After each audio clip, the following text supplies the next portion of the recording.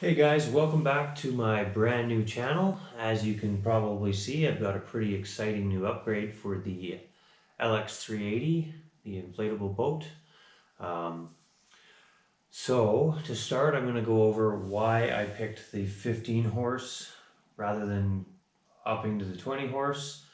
I'm going to talk about why I chose Yamaha over some of the other good brands out there.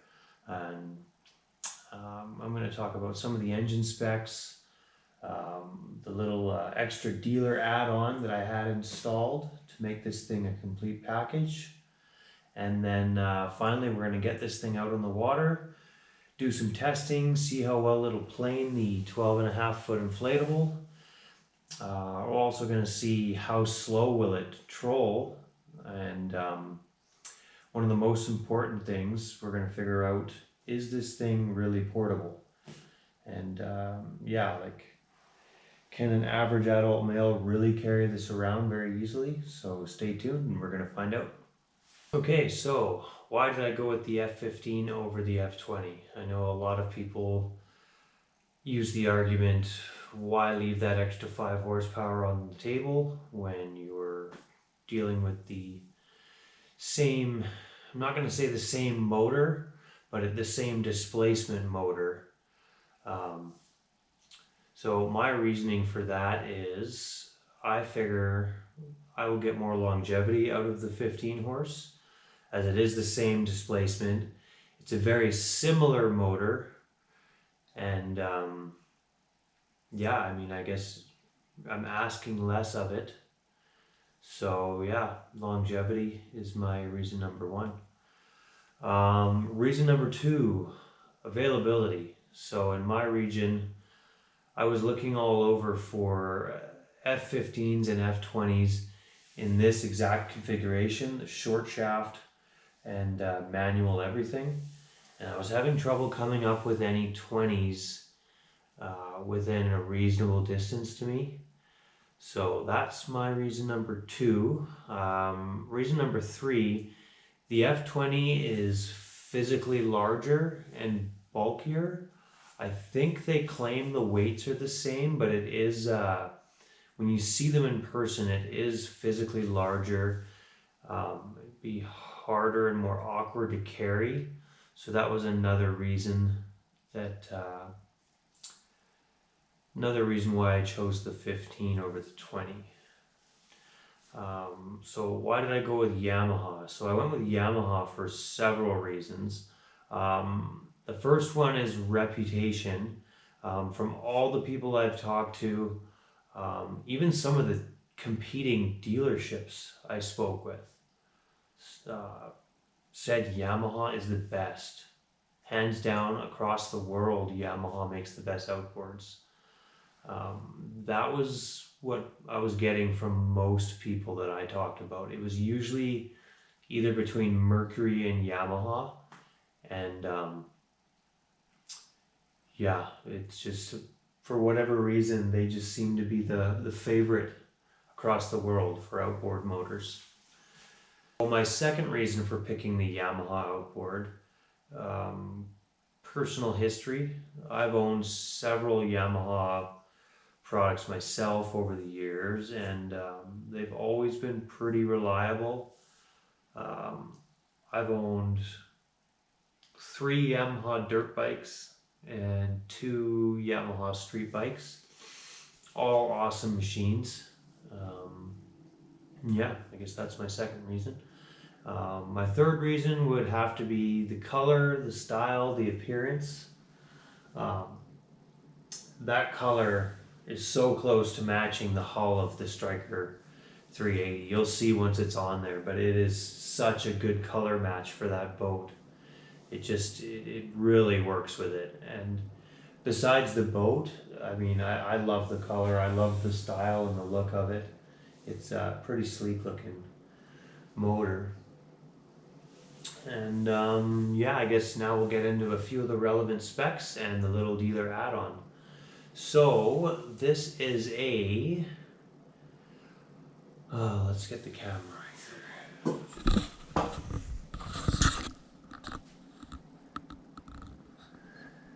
So, the motor is a 4-stroke single overhead cam, 362cc displacement. It's carbureted, unlike a lot of its competitors. They're all on the fuel injected side now. The Yamaha 15 is the biggest one that's still carbureted. I believe you get carbureted once you go up to the Yamaha 20 now. So the stator will put out 10 amps. We're going to get into that a little bit more. The propeller is a 9¼ by 10 pitch. So that's diameter by pitch.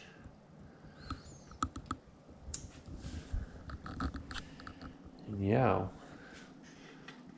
pop the cover off real quick here.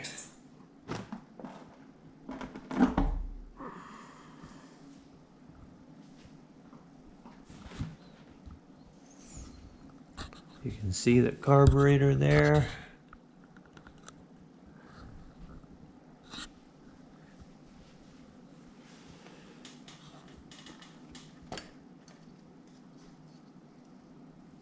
Dipstick.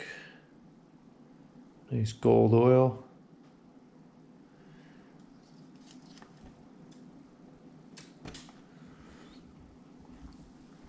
Oil filler.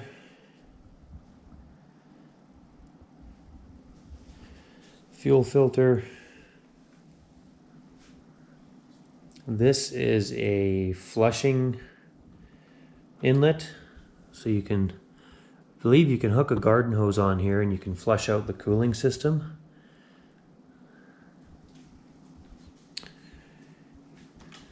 Got the tiller handle, shifter. Forward is forward, obviously. Middle is neutral. Back for reverse. Got the kill switch. Here is the, I guess, cruise control or throttle tensioner. There's the tilt lever. This is for tightening or loosening the amount of tension on here. I'm sure there's a name for that, but forgive my ignorance because I'm pretty new to boats still. And this is the little dealer add-on. So, because this is the manual version, it's got no power start, no power tilt. In order to have charging capabilities, you have to get a, it's made by Yamaha. It's an OEM right here. It's a OEM rectifier. It connects to the stator. It takes AC power, converts to DC, and then I believe it controls or lowers the voltage to a more usable voltage, and then you're good to charge the trolling battery. You can run your fish finders or whatever you might need to do. So that's just a way of doing that if you don't have the electric start version. I believe the electric start version comes with these already installed. I won't lie, I was a little disappointed at the gauge of wires that they used. I thought it seemed a little bit like a little bit of a light duty wire, but hey, it was done by the dealer, so it's got to be good, right?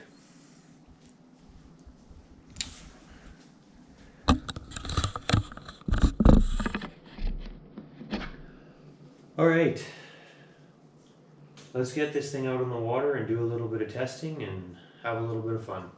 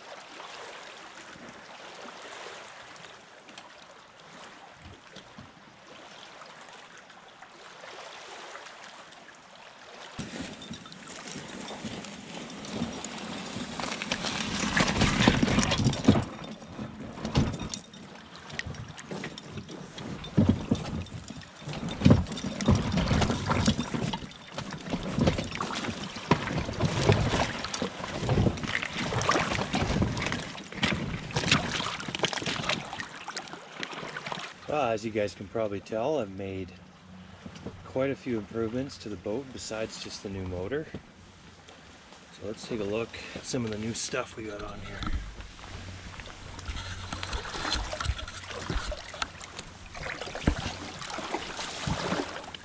So put on the bimini attachment. I don't really need it right now, but I wanted to try it out, see how it affects the performance of the boat and see how sturdy it is. We added the Scotty 1050 Depth Master downrigger. Comes with a rod holder. It comes with the quick release, but it does not come with the ball weight. Had to buy that separate. Picked up the Garmin Vivid 5 VC, I believe it is. Fish finder. Got the mounts for it.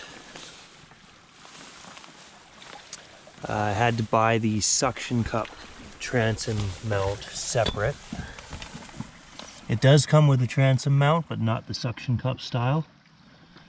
And that's what I wanted to go with. I added this paracord just as a safety in case it comes off. We'll see how well it holds. And of course, the beautiful 15 Yami.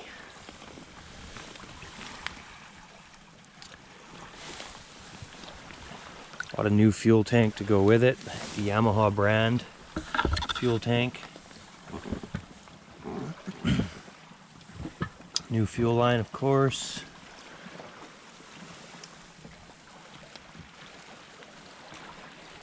All right.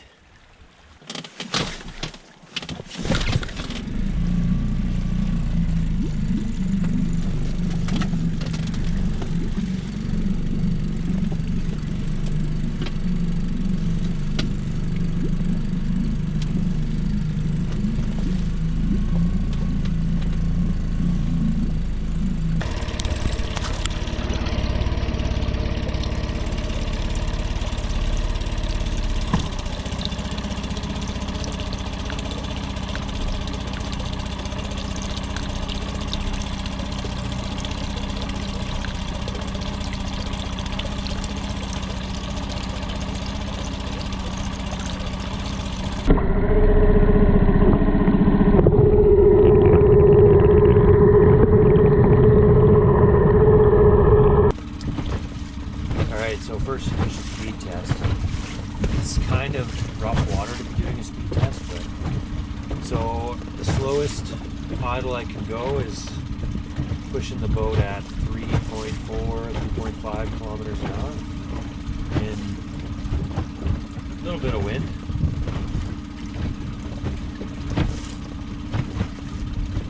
It seems to just idle pretty nicely at this speed. Seems happy.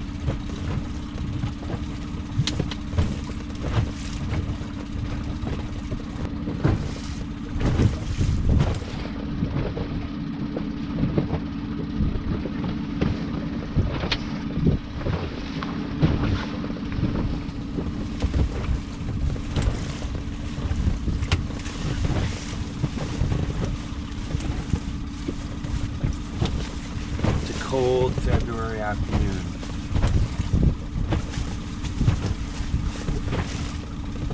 Really, it's not that cold. 4 degrees. With wind chill, it's probably 0. Maybe a little colder. So I have already done 3 hours of break-in time on this motor. I'm not just taking the boat out and idling it. I've gotten past the initial portion of the break-in period, but it's a 10-hour total for the break-ins.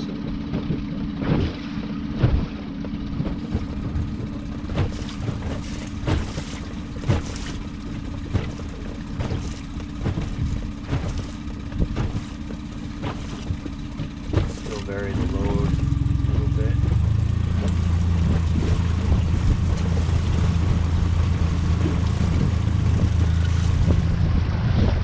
So the transducer is holding up really nicely on its suction cup.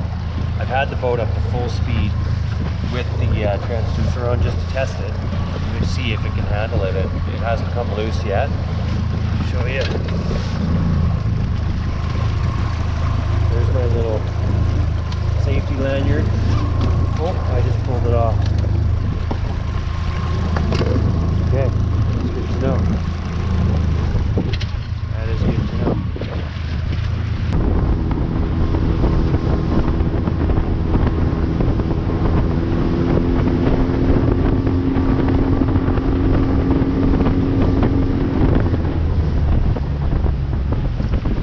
Kilometers an hour in like decently rough water.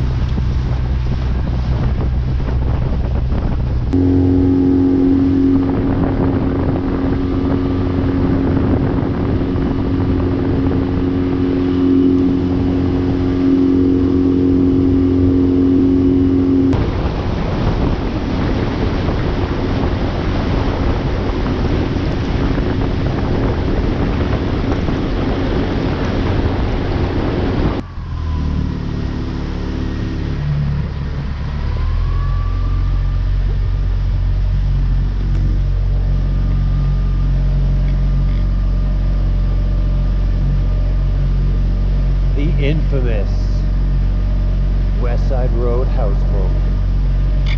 When will it sink?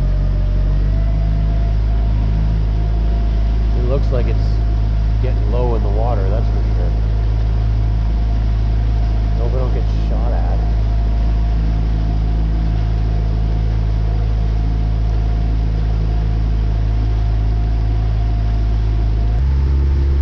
Pick up speed as we go by. Oh, that is eerie.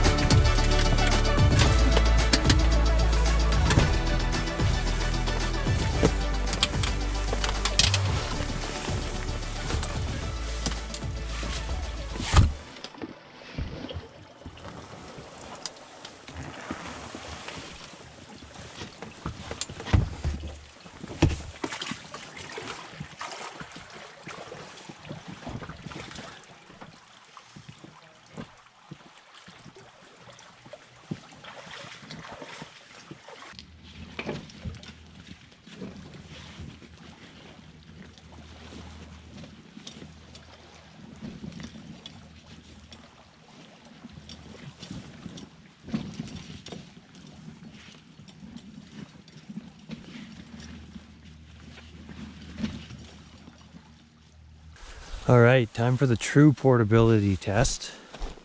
I'm gonna bring this thing back up inside where it's warm and it can dry out.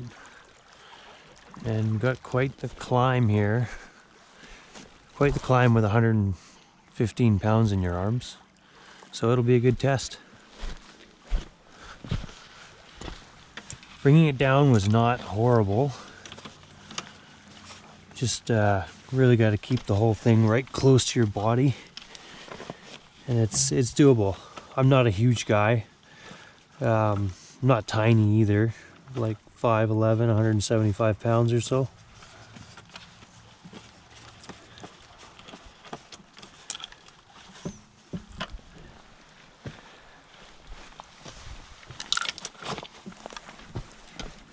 Up we go. That's the hardest part.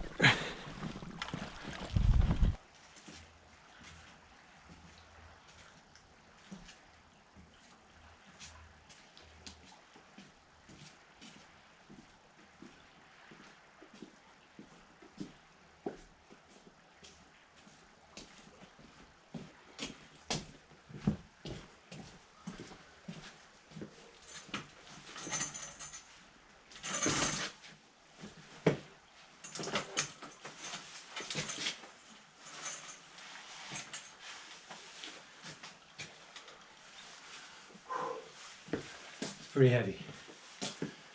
Doable, but heavy.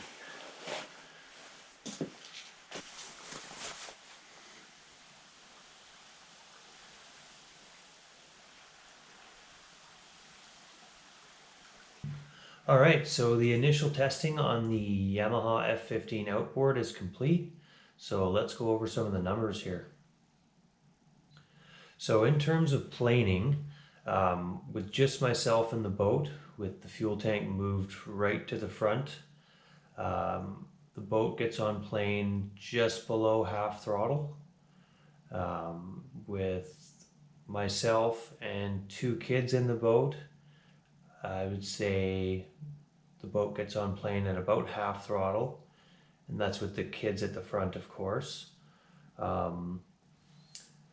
So in terms of top speed, with just myself, no gear, fuel tank at the front, on some relatively calm water, I was able to get the boat up to about 34 kilometers per hour.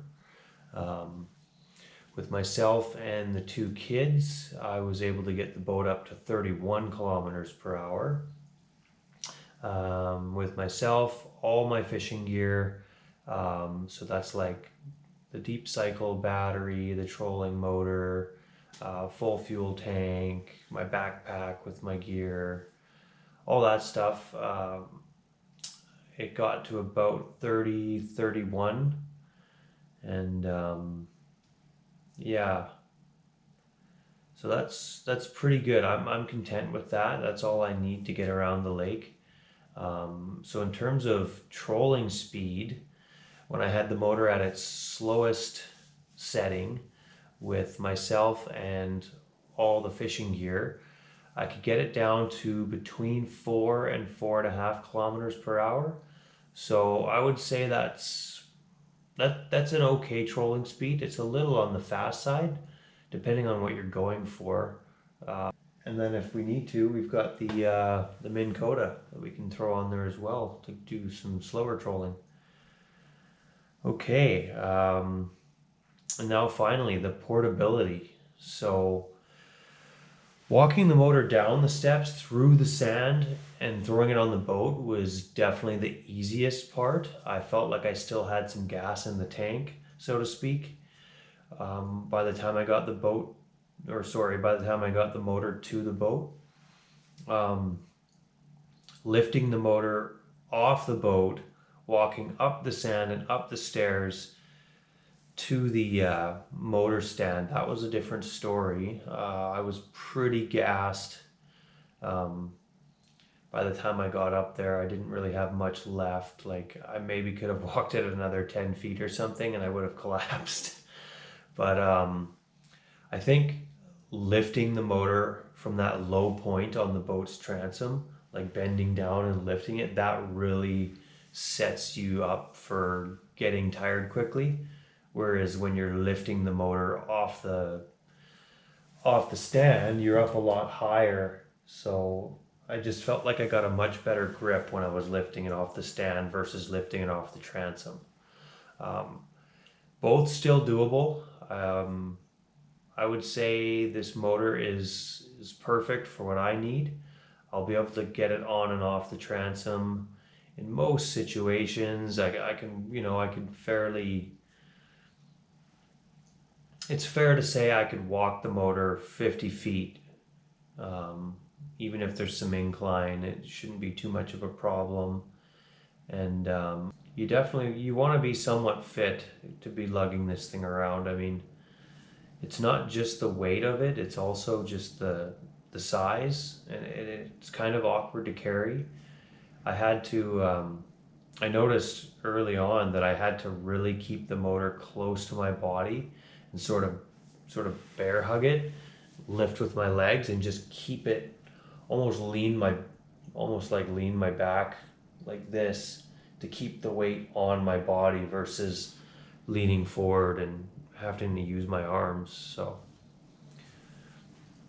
yeah, that's all I got on the new motor and the new setup. But stay tuned. Pretty soon we're going to get into some fish, hopefully, this spring. And yeah, we're going to be doing all sorts of videos, all sorts of bushcrafting. I'm going to be reviewing some other products I have. And we'll do some videos with my good friend Craig, who has a channel, which is Raw Dog Adventures. So yeah, just hit like and subscribe and stay tuned for more videos.